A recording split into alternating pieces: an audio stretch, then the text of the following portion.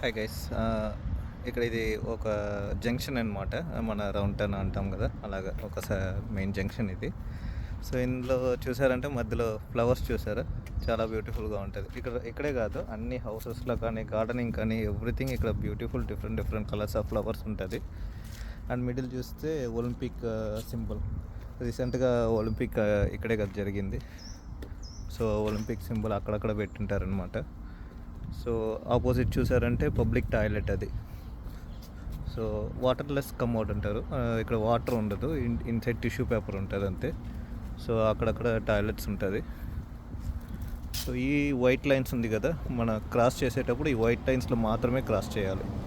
So మీరు white లైన్లో cross చేసేటప్పుడు వెహికల్ కూడా ఆగిపోతుంది కంపల్సరీ. మీరు అడుగు పెట్టారంటే వైట్ లైన్లో, ఎంత ఫాస్ట్గా వచ్చే వెహికల్ కూడా ఫస్ట్ ప్రయారిటీ పెడస్ట్రియన్కి ఫస్ట్ ప్రయారిటీ ఇవ్వాలి. సో వాళ్ళు ఇమీడియట్గా స్టాప్ చేస్తారు. మన రోడ్ కంప్లీట్ క్రాస్ అయిన తర్వాతనే వాళ్ళు వెహికల్ మూవ్ చేయాలి.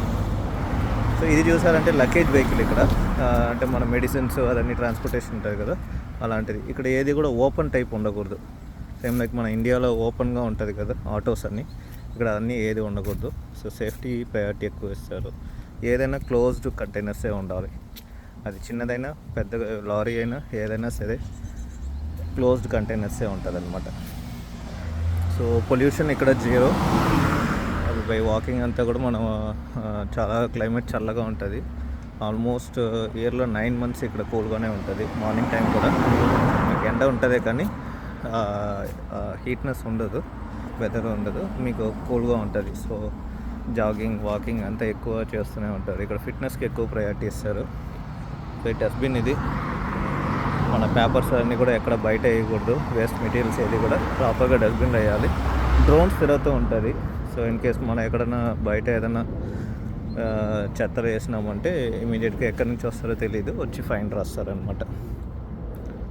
సో క్లైమేట్ కూల్గా ఉంటుంది కాబట్టి, అండ్ సెకండ్ థింగ్ ఇక్కడ పొల్యూషన్ ఉండదు కాబట్టి ఎక్కువ బాగా వాకింగ్కి ఎక్కువ, సైక్లింగ్ ఎక్కువ ఇష్టపడతారు. మన ఇండియాలో సైక్లింగ్ ఎంత తగ్గిపోతుంది, ఇక్కడ సైకిల్ ఎక్కువ.